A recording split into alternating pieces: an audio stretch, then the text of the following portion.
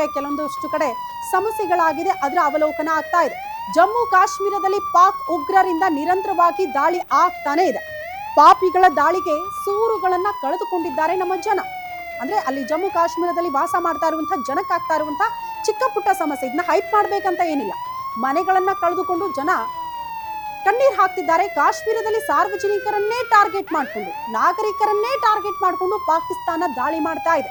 ಸಾರ್ವಜನಿಕ ಆಸ್ತಿ ಪಾಸ್ತಿಗಳನ್ನ ನಾಶ ಮಾಡ್ತಾ ಇದೆ ಪಾಕಿಸ್ತಾನ. ಜಮ್ಮು ಕಾಶ್ಮೀರದಲ್ಲಿ ಸದ್ಯ ಪಾಕ್ ಉಗ್ರರಿಂದ ನಿರಂತರವಾಗಿ ದಾಳಿ ಆಗ್ತಾ ಇದೆ. बेटा मकान पर गोला फंसा पूरे शीशे टूट गए थे के पास पूरी रात पर। नुकसान कितना हुआ है अभी तक? नुकसान हुआ और तो शीशे पूरे मकान पूरी सत्यानाश हो गई। बेटा मकान पर गोला फंसा पूरे शीशे टूट गए थे के पास पूरी रात पर। नुकसान कितना हुआ है अभी तक? नुकसान हुआ और तो शीशे पूरे मकान पूरी सत्यानाश हो गई। बेटा मकान पर गोला फंसा पूरे शीशे टूट गए थे के पास पूरी रात पर। नुकसान कितना हुआ है अभी तक? नुकसान हुआ और तो शीशे पूरे मकान पूरी सत्यानाश हो गई। बेटा मकान पर गोला फंसा पूरे ನೋಡಿ, ಅಲ್ಲಿನ ಜನ ಕಣ್ಣೀರ್ ಹಾಕ್ತಾ ಇರೋದು ಸಹಜವಾಗಿ. ಆಸ್ತಿ ಪಾಸ್ತಿ ಹಾನಿ ಆದಾಗ ಮನೆ ಕೂಡ ಇಲ್ಲ ವಾಸ ಮಾಡೋದಕ್ಕೆ ಅಂತ ಅವರು ಕಣ್ಣೀರ್ ಹಾಕ್ತಾ ಇರುವಂತಹ ದೃಶ್ಯ. ಬಟ್ ಅಲ್ಲಿನ ಸರ್ಕಾರ ಅವ್ರ ನೆರವಿಗೆ ನಿಂತ್ಕೊಳ್ಳುತ್ತೆ, ಅದರಲ್ಲೇನು ಸಮಸ್ಯೆ ಇಲ್ಲ. ಇಂಥ ಪರಿಸ್ಥಿತಿಗಳಲ್ಲಿ ಕೂಡ ನಾವು ಕೈ ಜೋಡಿಸ್ಬೇಕಾಗತ್ತೆ. ಆ ಪರಿಸ್ಥಿತಿನ ಅವಲೋಕನ ಮಾಡಿ ಸದ್ಯಕ್ಕೆ ಅವ್ರಿಗೆ ವ್ಯವಸ್ಥೆ ಕೂಡ ಮಾಡ್ತಾರೆ, ಇರೋದಕ್ಕೆ, ಉಳ್ಕೊಳ್ಳೋಕೆ. ಆ ನಂತರದಲ್ಲಿ ಪರಿಹಾರದ ರೂಪದಲ್ಲಿ ಎಲ್ಲವೂ ಕೂಡ ಆಗುತ್ತೆ. ಬಟ್ ತಕ್ಷಣಕ್ಕೆ ಇರಕ್ಕೆ ಮನೆ ಇಲ್ಲ ಅನ್ನುವಂಥ ಆ ಭಾವುಕ ನುಡಿಗಳು ನೋಡೋದಕ್ಕೆ ಸಿಗ್ತಾ ಇದೆ.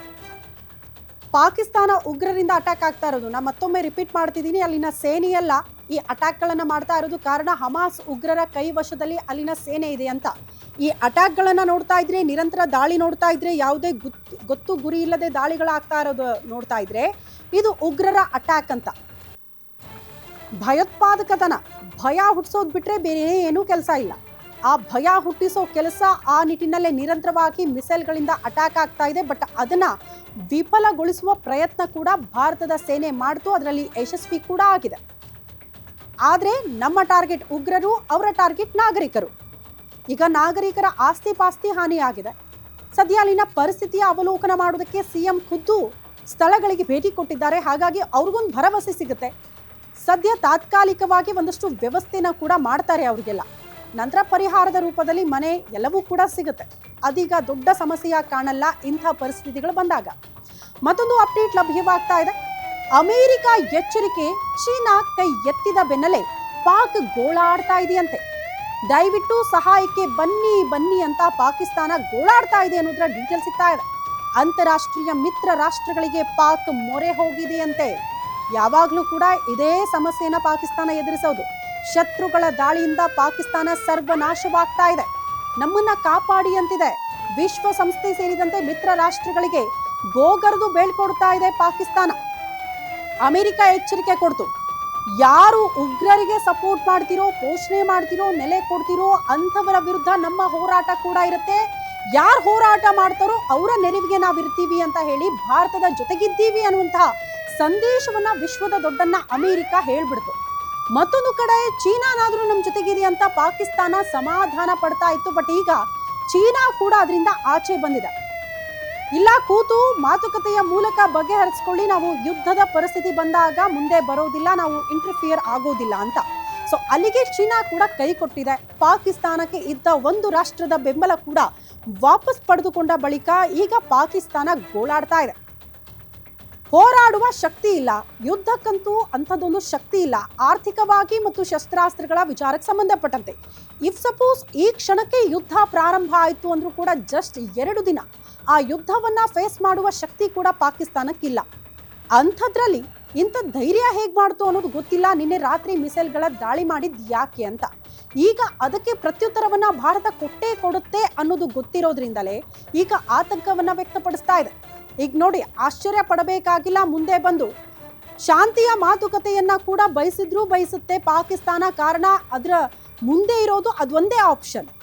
ಯಾವ ರಾಷ್ಟ್ರಗಳು ಜೊತೆಗಿಲ್ಲ, ಹೋರಾಡುವ ಶಕ್ತಿ ಇಲ್ಲ ಅಂದಾಗ ಕೊನೆಯದಾಗಿ ಉಳಿದುಕೊಳ್ಳುವಂತಹ ಮಾರ್ಗ ಅಂದರೆ ಶಾಂತಿ. ಶಾಂತಿ ಶಾಂತಿ ಅಂತ ಹೇಳ್ಕೊಂಡು ಮುಂದೆ ಬರೋದು. ಬಟ್ ಅದಕ್ಕೆ ಈ ಬಾರಿ ಭಾರತ ಒಪ್ಪಿಕೊಳ್ಳುವ ಮಾತೇ ಇಲ್ಲ. ಪಾಪಿ ಪಾಕಿಸ್ತಾನದ ಜೊತೆಗೆ ಯಾವತ್ತೂ ಕೂಡ ಈ ಶಾಂತಿಯ ಮಾತುಕತೆಯನ್ನ ಸಹಿಸೋದಿಲ್ಲ ಭಾರತ. ನಮ್ಮ ತಂಟೆಗೆ ಬಂದ್ರೆ ಬಿಡುವ ಮಾತೇ ಇಲ್ಲ ಅಂತ ಭಾರತೀಯ ಸೇನೆ ಹಲವು ಬಾರಿ ಅದಕ್ಕೆ ಉತ್ತರ ಕೊಟ್ಟಾಗಿದೆ. ಅದು ಪ್ರಮುಖವಾಗಿ ಆಪರೇಷನ್ ಸಿಂಧೂರದ ಮೂಲಕ. ನಾವು ಉಗ್ರರ ನೆಲೆಗಳನ್ನ ಟಾರ್ಗೆಟ್ ಮಾಡ್ಕೊಂಡ್ವಿ, ಆದ್ರೆ ನೀವ್ಯಾಕೆ ನಾಗರಿಕರ ನೆಲೆಗಳನ್ನ ಟಾರ್ಗೆಟ್ ಮಾಡಿದ್ದೀರಿ ಅನ್ನುವಂಥ ಕೋಪ, ಅದಕ್ಕೆ ಪ್ರತ್ಯುತ್ತರವನ್ನ ಕೊಡಲೇಬೇಕು ಅಂತ ಭಾರತೀಯ ಸೇನೆ ಕೂಡ ಸರ್ವಸನ್ನದ್ಧವಾಗಿದೆ. ಸದ್ಯ ನೋಡ್ತಾ ಇದ್ದೀವಿ, ಒಂದ್ ಕಡೆ ಅಮೆರಿಕ ಎಚ್ಚರಿಕೆ, ಮತ್ತೊಂದು ಕಡೆ ಚೀನಾ ಸಪೋರ್ಟ್ ವಾಪಸ್ ಪಡೆದುಕೊಂಡ ಬಳಿಕ ಅಮೆರಿಕಾದಲ್ಲಿ ಸಹಜವಾಗಿ ಆತಂಕ ಶುರುವಾಗಿದೆ ಅನ್ನೋದರ ಡೀಟೇಲ್ ಸಿಗ್ತಾ ಇದೆ.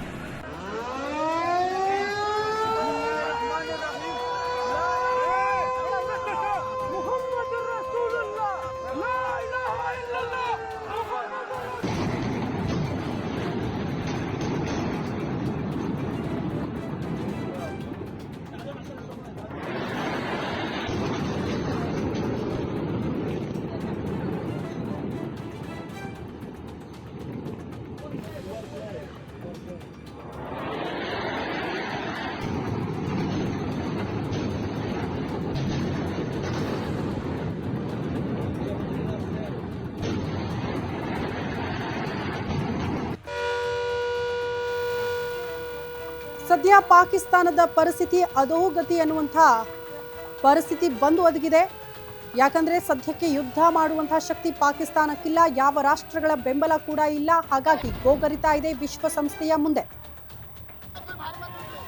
ಬಟ್ ಏನಾಗಬಹುದು ಅನ್ನುವಂತಹ ಕುತೂಹಲ. ಕಾರಣ ಆಪರೇಷನ್ ಸಿಂಧೂರ ಈ ಕಾರ್ಯಾಚರಣೆ ಇಲ್ಲಿಗೆ ಮುಗಿತಾ, ಎಲ್ಲವೂ ಕೂಡ ಸಹಜ ಸ್ಥಿತಿಗೆ ಮರಳುತ್ತಾ ಅಂದ್ರೆ ಸದ್ಯದ ಸನ್ನಿವೇಶ ಪರಿಸ್ಥಿತಿಯನ್ನು ಗಮನಿಸಿದ್ರೆ ಇಲ್ಲ ಅನ್ನುವಂತಹ ಉತ್ತರ.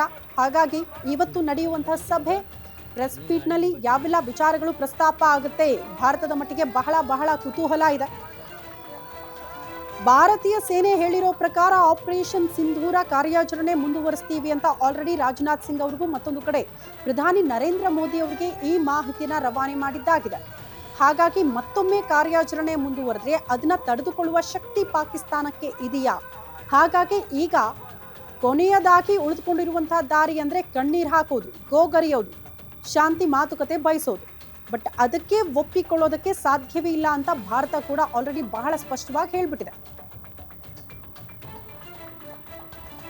ಈಗ ಭಾರತದಲ್ಲಿ ಆಗ್ತಾ ಇರುವಂತಹ ಬೆಳವಣಿಗೆ, ಒಂದ್ ಕಡೆ ಜಮ್ಮು ಕಾಶ್ಮೀರದಲ್ಲಿ ಹಾನಿಗೀಡಾಗಿರುವ ಪ್ರದೇಶಗಳಿಗೆ ಉಮರ್ ಅಬ್ದುಲ್ಲಾ ಭೇಟಿ ಕೊಟ್ಟಿದ್ದಾರೆ. ಇನ್ನೇನು ಕೆಲವೇ ಕ್ಷಣಗಳಲ್ಲಿ ಸೇನಾ ಮುಖ್ಯಸ್ಥರ ಜೊತೆಗೆ ರಾಜನಾಥ್ ಸಿಂಗ್ ಅವರ ಸಭೆ ಇದೆ. ಸಭೆಯ ಬಳಿಕ ಪ್ರೆಸ್ ಮೀಟ್ ಇರುತ್ತೆ. ಆ ಸುದ್ದಿಗೋಷ್ಠಿಯಲ್ಲಿ ನಿನ್ನೆ ರಾತ್ರಿಯ ಕಾರ್ಯಾಚರಣೆಯ ಇಂಚಿಂಚು ಮಾಹಿತಿಯನ್ನ ಕೂಡ ನೀಡ್ತಾರೆ.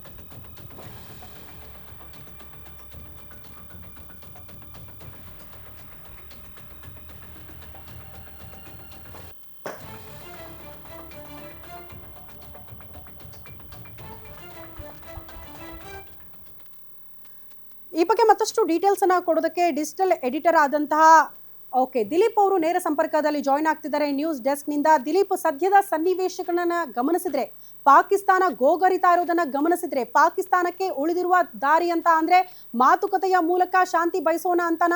ಕಾರಣ ಆರ್ಥಿಕವಾಗಿ ಶಸ್ತ್ರಾಸ್ತ್ರಗಳ ವಿಚಾರಕ್ಕೆ ಯುದ್ಧ ಮುಂದುವರಿಸುವ ಶಕ್ತಿ ಪಾಕಿಸ್ತಾನಕ್ಕಿಲ್ಲ. ಏನ್ ನಿರೀಕ್ಷೆ ಮಾಡಬಹುದು? ಖಂಡಿತ ಶ್ರುತಿ, ಏನಂದ್ರೆ ಈಗ ಸದ್ಯದ ಮಟ್ಟಿಗೆ ಭಾರತ ಒಂದು ಸದೃಢ ಸ್ಥಾನದಲ್ಲಿದೆ ಅಂತ ಹೇಳ್ಬೋದು. ಯಾಕೆಂದ್ರೆ ಭಾರತ ಆರ್ಥಿಕವಾಗಿ ಮತ್ತು ರಾಜತಾಂತ್ರಿಕವಾಗಿ ಕೂಡ ಮತ್ತು ವಿದೇಶಾಂಗ ವ್ಯವಹಾರಗಳಲ್ಲಿ ಕೂಡ ಭಾರತ ಒಂದು ಮೇಲ್ಗೈ ಸಾಧಿಸಿದೆ. ಮತ್ತು ಭಾರತ ಯಾವುದೇ ಒಂದು ದಾಳಿ, ಈಗ ಪೆಹಲ್ಗಾಮ್ ಒಂದು ಉಗ್ರ ದಾಳಿ ನಡೀತಲ್ಲ, ಆ ನಂತರ ಆದಂಥ ಎಲ್ಲ ರೀತಿಯಾದಂಥ ಒಂದು ಇದು ಘಟನಾವಳಿಗಳನ್ನು ನಾವು ಒಂದೊಂದಾಗಿ ನೋಡ್ತಾ ಹೋದರೆ ಭಾರತ ಪ್ರತಿ ಸಂದರ್ಭದಲ್ಲೂ ಕೂಡ ತಾಳ್ಮೆಯನ್ನು ಕಳೆದುಕೊಳ್ಳದೆ ಅತ್ಯಂತ ಸಂಯಮದಿಂದ ಮತ್ತು ಭಾರತ ತನ್ನ ಯಾರು ಮಿತ್ರ ರಾಷ್ಟ್ರಗಳಿದ್ದಾರೆ ಅವ್ರ ಜೊತೆಗೆ ವಿದೇಶಾಂಗ ವ್ಯವಹಾರಗಳಲ್ಲಿ ಒಂದು ಅತ್ಯುನ್ನತವಾದ ಒಂದು ದರ್ಜೆಯನ್ನು ಹಾಕ್ಕೊಟ್ಟಿದೆ ಅಂತ ಹೇಳ್ಬೋದು. ಯಾಕೆಂದರೆ ಭಾರತ ಯಾರಿಗೂ ಯಾವುದನ್ನು ಹೇಳದೆ ಏಕಾಏಕಿಯಾಗಿ ಒಂದು ಏಕಪಕ್ಷೀಯವಾಗಿ ಕ್ರಮ ಕೈಗೊಂಡಿಲ್ಲ. ಮತ್ತು ಪಹಲ್ಗಾಮ್ ದಾಳಿ ನಂತರ ಭಾರತ ಏಕಾಏಕಿ ಪಾಕಿಸ್ತಾನದ ಮೇಲೆ ದಾಳಿ ಮಾಡಿಲ್ಲ. ಮತ್ತು ಭಾರತ ದಾಳಿ ಮಾಡಿದಾಗಲೂ ಕೂಡ ಕೇವಲ ನಮ್ಮ ಗುರಿ ಉಗ್ರರ ನೆಲೆಗಳಷ್ಟೇ, ನಾವು ಯಾವುದೇ ಕಾರಣಕ್ಕೂ ಒಂದು ಅಗ್ರೆಸಿವ್ ಒಂದು ಕ್ರಮ ಕೈಗೊಂಡಿಲ್ಲ, ನಾವು ಸೇನಾ ನೆಲೆಗಳನ್ನು ಗುರಿಯಾಗಿಸಿಲ್ಲ ಅಂಥೇಳಿ ಪದೇ ಪದೇ ಅದನ್ನು ಹೇಳ್ತಾ ಇದೆ. ಮತ್ತು ಜನಸಾಮಾನ್ಯರ ಮೇಲೆ ದಾಳಿ ನಡೆಸಿಲ್ಲ ಅನ್ನೋದನ್ನು ಪದೇ ಪದೇ ಹೇಳ್ತಾ ಇದೆ. ಮತ್ತು ಭಾರತ ಏನೊಂದು ಟಾರ್ಗೆಟ್ಗಳನ್ನ ಹಿಟ್ ಮಾಡ್ತು ಆಪರೇಷನ್ ಸಿಂಧೂರ ಅಡಿ, ಅದು ಎಲ್ಲವೂ ಕೂಡ ಉಗ್ರರ ನೆಲೆಗಳೇ ಆಗಿತ್ತು. ಮತ್ತು ಏನೊಂದು ಈ ಒಂದು ಕಾರ್ಯಾಚರಣೆ ಬಳಿಕ ಸೇನೆ ಒಂದು ಸುದ್ದಿಗೋಷ್ಠಿ ನಡೆಸ್ತು, ಮತ್ತು ವಿದೇಶಾಂಗ ಸಚಿವಾಲಯ ಏನು ಸುದ್ದಿಗೋಷ್ಠಿ ನಡೆಸಿ ಪ್ರೆಸ್ ಬ್ರೀಫಿಂಗ್ ಕೊಡ್ತು. ಅದರಲ್ಲೂ ಕೂಡ ನಾವು ಯಾವುದೇ ಕಾರಣಕ್ಕೂ ಪ್ರಚೋದಿಸುವ ರೀತಿಯಲ್ಲಿ ಪಾಕಿಸ್ತಾನ ಪ್ರತಿ ದಾಳಿ ನಡೆಸೋದಕ್ಕೆ ಪ್ರಚೋದಿಸುವ ರೀತಿಯಲ್ಲಿ ನಾವು ಕ್ರಮ ಕೈಗೊಂಡಿಲ್ಲ ಅಂತ ಹೇಳಿತ್ತು. ಆಗಿದ್ದರೂ ಕೂಡ ಪಾಕಿಸ್ತಾನ ಮಾಡಿದ್ದೇನು ಅಂದರೆ ರಜೌರಿಯಲ್ಲಿ ಪಾಕಿಸ್ತಾನ ಏಕಾಏಕಿ ಗುರುದ್ವಾರದ ಮೇಲೆ ದಾಳಿ ನಡೆಸ್ತು, ಮಹಿಳೆಯರು ಮತ್ತು ಮಕ್ಕಳ ಒಂದು ಸಾವಿಗೆ ಕಾರಣ ಆಯಿತು. ಆ ನಂತರ ಕೂಡ ಪಾಕಿಸ್ತಾನ ಒಂದು ಕ್ಷಿಪಣಿಗಳನ್ನು ಪ್ರಯೋಗ ಮಾಡ್ತು, ಅದು ಕೂಡ ಒಂದು ಜನವಸತಿ ಪ್ರದೇಶಗಳನ್ನು ಗುರಿಯಾಗಿಸಿ ದಾಳಿ ನಡೆಸ್ತು. ಆದರೆ ಆ ಎಲ್ಲ ಕ್ಷಿಪಣಿಗಳನ್ನು ನಮ್ಮ ಭಾರತದ ವಾಯುರಕ್ಷಣಾ ವ್ಯವಸ್ಥೆ S-400 ಅತ್ಯಂತ ನಿಖರವಾಗಿ ಆ ಎಲ್ಲ ಕ್ಷಿಪಣಿಗಳನ್ನು ಒಡೆದುರುಳಿಸ್ತು. ಅದರಿಂದ ಭಾರತಕ್ಕೆ ಏನು ನಷ್ಟ ಆಗಿಲ್ಲ. ಆದರೂ ಕೂಡ ಈ ಪಾಕಿಸ್ತಾನದ ಈ ಒಂದು ಅಗ್ರೆಸಿವ್ ನಡೆ ಏನಿದೆ ಅದರ ವಿರುದ್ಧ ಭಾರತ ಆ ನಂತರ ಒಂದು ಕಠಿಣ ಎಚ್ಚರಿಕೆಯನ್ನು ಕೊಡಲೇಬೇಕು ಅನ್ನೋ ಕಾರಣಕ್ಕೆ ಕರಾಚಿ, ಲಾಹೋರಿಂದ ಹಿಡಿದು ಇಸ್ಲಾಮಾಬಾದ್ವರೆಗೆ ಒಂದು ಡ್ರೋನ್ ದಾಳಿಯನ್ನು ನಡೆಸ್ತು. ಈ ಮೂಲಕ ನೀವೇನಾದರೂ ಇನ್ನೊಂದಷ್ಟು ಅಗ್ರೆಸಿವ್ ಆದರೆ, ಇನ್ನೊಂದಷ್ಟು ನಮ್ಮ ಮೇಲೆ ದಾಳಿ ನಡೆಸೋಕ್ಕೆ ಮುಂದಾದರೆ ನಾವು ಏನೆಲ್ಲ ಮಾಡ್ಬೋದು ಅಂತೇಳ್ಬಿಟ್ಟು ಒಂದು ಸೂಕ್ಷ್ಮವಾಗಿ ಎಚ್ಚರಿಕೆ ಕೊಡ್ತು. ಇದನ್ನು ಮತ್ತೆ ಭಾರತದ ಬಳಿ ಈಗ ಸದ್ಯದ ಮಟ್ಟಿಗೆ ಯುದ್ಧ ಮಾಡಬೇಕು ಅಂದರೆ ಭಾರತ ಸಶಕ್ತವಾಗಿದೆ, ಭಾರತದ ಹತ್ರ ಎಲ್ಲ ರೀತಿಯ ಅಸ್ತ್ರಗಳಿದ್ದಾವೆ. ಭಾರತ ಆದಷ್ಟು ಬೇಗ ಈ ಯುದ್ಧವನ್ನು ಮುಗಿಸುವಂಥ ಎಲ್ಲ ಶಕ್ತಿ ಸಾಮರ್ಥ್ಯ ಹೊಂದಿದೆ. ಆದರೆ ಪಾಕಿಸ್ತಾನದ ಪರಿಸ್ಥಿತಿ ಹೆಂಗಿದೆ ಅಂದರೆ, ಇತ್ತೀಚೆಗೆ ಒಂದು ರಷ್ಯಾ ಉಕ್ರೇನ್ ಯುದ್ಧ ಶುರುವಾದಾಗ ಉಕ್ರೇನ್ ಯಾವ ರೀತಿ ರಷ್ಯಾ ಎದುರುಗಡೆ ಬಳಲಿ ಬೆಂಡಾಗೋಯ್ತೋ ಆ ಒಂದು ಸನ್ನಿವೇಶದಲ್ಲಿದೆ. ಯಾಕೆಂದರೆ ನೀವು ಗಮನಿಸ್ಬೋದು, ರಷ್ಯಾ ಉಕ್ರೇನ್ ಯುದ್ಧ ಶುರುವಾದಾಗ ಉಕ್ರೇನ್ ನೆರವಿಗೆ ಪಾಶ್ಚಿಮಾತ್ಯ ರಾಷ್ಟ್ರಗಳು ನಿಂತ್ಕೊಂಡ್ವು, ಅಮೆರಿಕ ನಿಂತ್ಕೊಂತು. ಆದರೆ ಪಾಕಿಸ್ತಾನದ ಜೊತೆಗೆ ಇವಾಗ ನಿಂತ್ಕೊಳಕ್ಕೆ ಯಾವ ದೇಶನೂ ರೆಡಿ ಇಲ್ಲ. ಪಾಕಿಸ್ತಾನದ ಪರಮ ಮಿತ್ರ ದೇಶ, ಭಾರತದ ಶತ್ರು ರಾಷ್ಟ್ರ ಅಂತಾಗಿರೋಂಥ ಚೀನಾ ಕೂಡ ಇವಾಗ ಪಾಕಿಸ್ತಾನದ ಪರ ನಿಲ್ಲಕ್ಕೆ ರೆಡಿ ಇಲ್ಲ. ಯಾಕೆಂದರೆ ಅಂತಾರಾಷ್ಟ್ರೀಯ ಮಟ್ಟದಲ್ಲಿ ಚೀನಾ ಪಾಕಿಸ್ತಾನದ ಪರವಾಗಿ ಏನಾದರೂ ನಿಂತ್ಕೊಂಡ್ರೆ ಅಂತಾರಾಷ್ಟ್ರೀಯ ಮಟ್ಟದಲ್ಲಿ ಚೀನಾ ಮುಖಭಂಗ ಅನುಭವಿಸ್ಬೇಕಾಗುತ್ತೆ. ಮತ್ತು ಚೀನಾ ಒಂದು ವಿಶ್ವಸಂಸ್ಥೆ ಭದ್ರತಾ ಮಂಡಳಿಯಲ್ಲೂ ಕೂಡ ಉತ್ತರ ಹೇಳಬೇಕಾಗಿ ಬರುತ್ತೆ, ತಾನು ಏಕೆ ಪಾಕಿಸ್ತಾನಕ್ಕೆ ಸಪೋರ್ಟ್ ಮಾಡಿದೆ ಅಂತ. ಹಾಗಾಗಿ ಎಲ್ಲ ಕಾರಣಗಳಿಂದಾಗಿ ಚೀನಾ ಕೂಡ ತಣ್ಣಗಿದೆ. ಮತ್ತು ಭಾರತ ಕೂಡ ಚೀನಾ ದೇಶವನ್ನು ವಿಶ್ವಾಸಕ್ಕೆ ತಗೊಳ್ಳೋ ಕೆಲಸ ಮಾಡಿದೆ.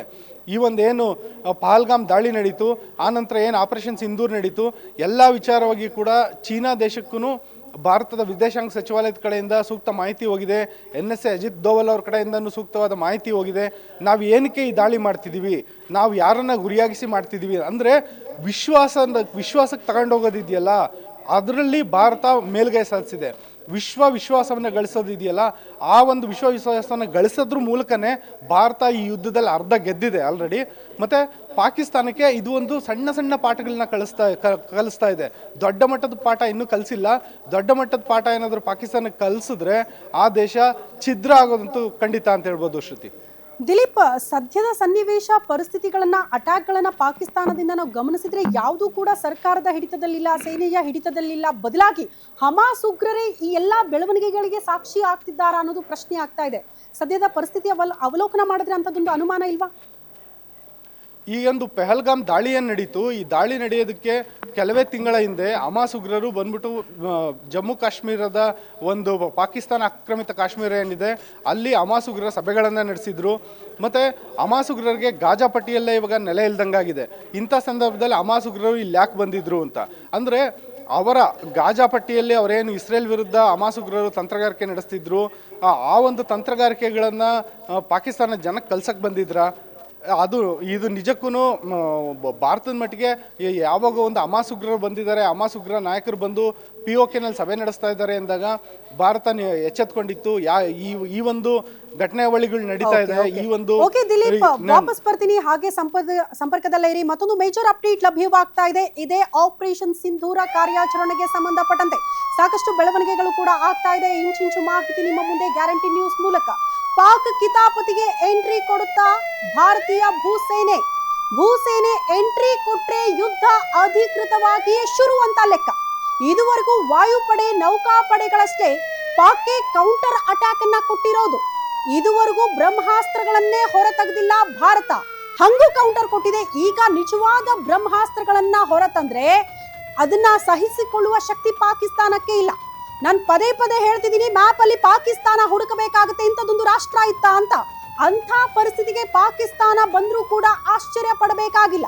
ಕಾರಣ ಅಲ್ಲಿನ ಡಿಫೆನ್ಸ್ ಸಿಸ್ಟಮ್ ಮೂಲಕವೇ ಕಂಪ್ಲೀಟ್ ಆಗಿ ಡಿಫೆನ್ಸ್ ಸಿಸ್ಟಮ್ ಅನ್ನ ಉಡಿಸ್ ಮಾಡಿದೆ ಭಾರತೀಯ ಸೇನೆ. ಈಗ ನಿಜವಾದ ಬ್ರಹ್ಮಾಸ್ತ್ರಗಳು ಭಾರತ ಸೇನೆ ಆಚೆ ತೆಗೆದ್ರೆ ಅದನ್ನ ಸಹಿಸಿಕೊಳ್ಳುವ ಶಕ್ತಿ ಪಾಕಿಸ್ತಾನಕ್ಕೆ ಇಲ್ಲ. ಎರಡೂ ಆಯಾಮಗಳಲ್ಲೂ ಕೂಡ ನಾವು ಗಮನಿಸಬೇಕು. ಶಸ್ತ್ರಾಸ್ತ್ರಗಳ ವಿಚಾರಕ್ಕೆ ಸಂಬಂಧಪಟ್ಟಂತೆ ಏನಾದ್ರೂ ಅದು ಶಕ್ತಿಯುತವಾಗಿದೆಯಾ? ಖಂಡಿತ ಇಲ್ಲ. ಆರ್ಥಿಕತೆಯ ವಿಚಾರಕ್ಕೆ ಸಂಬಂಧಪಟ್ಟಂತೆ ಆದ್ರೂ ಶಕ್ತಿಯುತವಾಗಿದೆಯಾ? ಎರಡೂ ಹಂತದಲ್ಲೂ ಕೂಡ ಇಲ್ಲ. ಮತ್ತಷ್ಟು ಡೀಟೇಲ್ಸ್ ಅನ್ನ ಪಡ್ಕೊಳ್ಳೋಣ. Dilip once again newsroom ಇಂದ ನೇರ ಸಂಪರ್ಕದಲ್ಲಿ ಜಾಯಿನ್ ಆಗ್ತಿದ್ದಾರೆ. ದಿಲೀಪ್, ನೀವೇ ಹೇಳ್ದಂಗೆ ಜಸ್ಟ್ ಸ್ಯಾಂಪಲ್ ಕೊಡ್ತಾ ಇದೆ ಭಾರತೀಯ ಸೇನೆ. ನಿಜಕ್ಕೂ ಬ್ರಹ್ಮಾಸ್ತ್ರಗಳನ್ನ ತೆಗೆದು ಈ ಅಟ್ಯಾಕ್ ಅನ್ನ ಯುದ್ಧ ಪ್ರಾರಂಭ ಮಾಡ್ಬಿಟ್ರೆ ಅಧಿಕೃತವಾಗಿ ಇಂಥದ್ದೊಂದು ದೇಶ ಇತ್ತ ಅಂತ ನೀವು ಹುಡುಕ್ಬೇಕು ಅಂತ ಅನ್ಸುತ್ತೆ. ಪಾಕಿಸ್ತಾನ ಮರ್ತು ಹೋಗ್ಬಿಡ್ತಾರೆ ಅಂತ ಜನ. ಖಂಡಿತ ಶ್ರುತಿ, ಏನಂದ್ರೆ ಈಗ ಒಂದು ಏನು ನಡೀತಾ ಇದೆ, ಡ್ರೋನ್ ಮೂಲಕ ದಾಳಿ ನಡೀತಾ ಇರೋದು, ಕ್ಷಿಪಣಿಗಳ ಮೂಲಕ ದಾಳಿ ನಡೆಸ್ತಿರೋದು, ಇದನ್ನ ಒಂದು ಮಾಡರ್ನ್ ವಾರ್ಫೇರ್ ಅಂತ ಕರಿಬೋದು. ಯಾಕಂದ್ರೆ ಸಾಂಪ್ರದಾಯಿಕ ಯುದ್ಧಗಳ ಸಂದರ್ಭದಲ್ಲಿ ಆರ್ಟಿಲರಿಗಳು ಮೂವ್ ಆಗ್ತವೆ, ಮತ್ತೆ ಟ್ಯಾಂಕರ್ಗಳು ಮೂವ್ ಆಗ್ತವೆ. ಸೈನಿಕರು ಒಂದು ಯಾವುದೇ ಒಂದು ದೇಶದ ಮೇಲೆ ದಾಳಿ ನಡೆಸೋದಕ್ಕೆ ನುಗ್ಗಿ ಹೋಗ್ತಾರೆ. ಆದರೆ ಈಗ ಒಂದು ನಡೀತಿರೋದೇನಿದೆ ಕೇವಲ ಸ್ಯಾಂಪಲ್ ಅಷ್ಟೇ. ಇದು ಶತ್ರು ರಾಷ್ಟ್ರದ ಒಳಗಡೆಗೆ ಕೇವಲ ಡ್ರೋನ್ಗಳು ನುಗ್ತಾ ಇದ್ದಾವೆ, ಒಂದು ಪ್ರಿಸಿಷನ್ ಸ್ಟ್ರೈಕ್ಗಳು ನಡೀತಾ ಇದೆ. ಆದರೆ ಯಾವಾಗ ಇದು ಭಾರತೀಯ ವಾಯುಪಡೆ ಇವಾಗ ಏನೋ ಒಂದು ಕಾರ್ಯಾಚರಣೆ ನಡೆಸ್ತಾ ಇದೆ, ಈ ಒಂದು ಕಾರ್ಯಾಚರಣೆಗೆ ಭೂಸೇನೆ 100% ಏನಾದರೂ ಭಾಗಿಯಾದರೆ, ಅಂದರೆ ನಮ್ಮ ದೇಶದ ಗಡಿ ಭಾಗಕ್ಕೆ ಟ್ಯಾಂಕರ್ಗಳು ಮತ್ತು ಆರ್ಟಿಲರಿಗಳು ಮತ್ತು ದೊಡ್ಡ ದೊಡ್ಡ ಫಿರಂಗಿಗಳು ಏನಾದ್ರೂ ಗಡಿ ಭಾಗಕ್ಕೆ ಹೋಗಿ ಅಲ್ಲಿಂದ ಶೆಲ್ಲಿಂಗ್ ಶುರು ಮಾಡಿದ್ರೆ, ಅಲ್ಲಿಂದ ಬಾಂಬ್ಗಳನ್ನ ಹಾಕೋದಕ್ಕೆ ಶುರು ಮಾಡಿದ್ರೆ ನಿಜವಾಗ್ಲೂ ಪಾಕಿಸ್ತಾನಕ್ಕೆ ಅದನ್ನು ತಡ್ಕೊಳೋ ಕೇಪಬಿಲಿಟಿ ಇಲ್ಲ. ಯಾಕೆಂದರೆ ಪಾಕಿಸ್ತಾನ ಕೇವಲ ಶಸ್ತ್ರಾಸ್ತ್ರಗಳಿಲ್ಲದೆ ಕೊರಗ್ತಿರೋದು ಮಾತ್ರ ಅಲ್ಲ, ಇಂಧನ, ಪೆಟ್ರೋಲ್, ಡೀಸೆಲ್ ಕೂಡ ಇಲ್ಲದೆ ಕೊರಗ್ತಾ ಇದೆ. ಇಂಥ ಸಂದರ್ಭದಲ್ಲಿ ಹತ್ತಿಂದಿತ್ತ ಸೇನಾ ವಾಹನಗಳನ್ನು ಮೂವ್ ಮಾಡೋದು ಕೂಡ ಪಾಕಿಸ್ತಾನಕ್ಕೆ ಕಷ್ಟ ಆಗುತ್ತೆ. ಮತ್ತು ಭಾರತದ ನೌಕಾಪಡೆ ಏನಂದರೆ ಇದುವರೆಗೂ ಭಾರತದ ನೌಕಾಪಡೆಯನ್ನು ಟೆಸ್ಟ್ ಮಾಡಿಲ್ಲ. ಭಾರತದ ನೌಕಾಪಡೆಯ ಶಕ್ತಿ ಏನಿದೆ ಅದನ್ನು ಟೆಸ್ಟ್ ಮಾಡಿಲ್ಲ. ಭಾರತೀಯ ನೌಕಾಪಡೆ ಅಂದರೆ ಸೋಮಾಲಿಯ ಕಡಲ್ಗಳಿಂದ ಹಿಡಿದು ಚೀನಾ ದೇಶದವರೆಗೂ ಎಲ್ಲರೂ ಹೆದರುತ್ತಾರೆ. ಇಂಥ ಒಂದು ವಿಶಾಲವಾದಂತಹ ಹಿಂದೂ ಮಹಾಸಾಗರ, ಅರಬ್ಬಿ ಸಮುದ್ರ ಮತ್ತು ಬಂಗಾಳ ಕೊಲ್ಲಿಯನ್ನು ಆಳ್ತಾ ಇದೆ ಭಾರತೀಯ ನೌಕಾಪಡೆ. ಭಾರತೀಯ ನೌಕಾಪಡೆ ಏನಾದರೂ ಒಂದು ಹಂತಕ್ಕೆ ಕಾಲಿಟ್ಟರೆ ಪಾಕಿಸ್ತಾನ ಛಿದ್ರ ಆಗೋದು ಖಚಿತ. ಯಾಕೆಂದರೆ ಈ ಹಿಂದೆ 1971ರಲ್ಲಿ ಇದೇ ಒಂದು ಭಾರತೀಯ ನೌಕಾಪಡೆಯ ಒಂದು ಯುದ್ಧ ನೌಕೆಗಳು INS ವಿಕ್ರಮಾದಿತ್ಯ ಏನಿತ್ತು, ಆ INS ವಿಕ್ರಮಾದಿತ್ಯ ನಡೆಸಿದಂಥ ದಾಳಿಗೆ ಕರಾಚಿ ನಗರ 11 ದಿನ ಒತ್ತು ಉರಿದಿತ್ತು. ಕರಾಚಿ ನಗರದಲ್ಲಿ ಇದ್ದಂಥ ಆಯಿಲ್ ರಿಫೈನರಿಗಳು ಸುಟ್ಟು ಭಸ್ಮ ಆಗಿದ್ವು. ಪಾಕಿಸ್ತಾನ ಅದನ್ನು ಸುಧಾರಿಸ್ಕೊಳ್ಳೋಕ್ಕೆ ವರ್ಷಗಳೇ ಹಿಡಿದಿತ್ತು. ಭಾರತೀಯ ಸೇನೆಯ ನಿಜವಾದ ಶಕ್ತಿ ಇರೋದು ನೌಕಾಪಡೆಯಲ್ಲಿದೆ, ವಾಯುಪಡೆಯಲ್ಲಿದೆ, ಭೂಸೇನೆಯಲ್ಲಿದೆ. ಇವ್ಯಾವುದೂ ಇನ್ನೂ 100% ಇಳಿದಿಲ್ಲ. ಮತ್ತು ಇದು ಯುದ್ಧಕ್ಕೆ ಒಂದು ತಯಾರಿ, ಯುದ್ಧಕ್ಕೆ ಒಂದು ಏನು ಮೂವ್ಮೆಂಟ್ ಆಗಬೇಕು ಆ ಮೂವ್ಮೆಂಟೇ ಇನ್ನೂ ಆಗಿಲ್ಲ. ಭಾರತಕ್ಕೆ ಚೆನ್ನಾಗಿ ಗೊತ್ತಿದೆ ಪಾಕಿಸ್ತಾನದ ಶಕ್ತಿ ಎಷ್ಟು ಅಂತ. ಪಾಕಿಸ್ತಾನದ ಶಕ್ತಿಗೆ ತಕ್ಕಂಗೆ ಭಾರತ ಸಿದ್ಧವಾಗಿದೆ. ಅದೇ ಏನಾದರೂ ಚೀನಾ ಮೇಲೆ ಈ ರೀತಿಯಾದಂಥ ದಾಳಿ ಆಗಿದ್ದಿದ್ರೆ ಭಾರತ ಇನ್ನಷ್ಟು ಸಾಕಷ್ಟು ಮೂಮೆಂಟ್ಗಳನ್ನ ಮಾಡಬೇಕಾಗಿತ್ತು. ಆದರೆ ಪಾಕಿಸ್ತಾನದ ಶಕ್ತಿ ಸಾಮರ್ಥ್ಯ ಭಾರತಕ್ಕೆ ಚೆನ್ನಾಗಿ ಗೊತ್ತಿರೋದ್ರಿಂದಾಗಿ ಭಾರತ ಪಾಕಿಸ್ತಾನದ ಪ್ರತಿಯೊಂದು ಸಣ್ಣ ಏಟ್ಗೂ ತಕ್ಕವನ್ನಾದಂಥ ಎದುರೇಟನ್ನು ಕೊಡ್ತಾ ಇದೆ. ದೊಡ್ಡ ಮಟ್ಟದ ದಾಳಿಯನ್ನು ನಡೆಸೋದಕ್ಕೆ ಭಾರತಕ್ಕೂ ಇಷ್ಟ ಇಲ್ಲ. ಯಾಕೆಂದರೆ ಯುದ್ಧ ಅನ್ನೋದೇನಿದೆ, ಯುದ್ಧ ಯಾವತ್ತೂ ಆಯ್ಕೆ ಅಲ್ಲ. ಯುದ್ಧ ಮಾಡೋದು ಭಾರತದ ಉದ್ದೇಶ ಅಲ್ವೇ ಅಲ್ಲ. ಭಾರತ ಕೂಡ ಶಾಂತಿ ಬಯಸ್ತಾ ಇದೆ. ಆದರೆ ಪಾಕಿಸ್ತಾನ ಯಾವಾಗ ಪಾಠ ಕಲಿಯುತ್ತೆ ಅಂತ ಭಾರತ ಕಾಯ್ತಾ ಇದೆ ಅಷ್ಟೇ.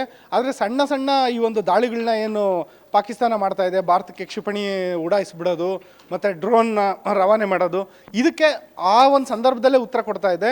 ದೊಡ್ಡ ಮಟ್ಟದ ದಾಳಿಗೆ ಭಾರತ ಇನ್ನೂ ಸಿದ್ಧ ಆಗಿಲ್ಲ. ಭಾರತಕ್ಕೆ ಯುದ್ಧ ಮಾಡೋ ಇಷ್ಟನೂ ಇಲ್ಲ. ಒಂದು ವೇಳೆ ಭಾರತ ಮನಸ್ಸು ಮಾಡಿದ್ರೆ ಪಾಕಿಸ್ತಾನ ಉಡೀಸ್ ಮಾಡೋದು ತುಂಬ ಕಷ್ಟದ ಕೆಲಸ ಅಲ್ಲ ಶ್ರುತಿ.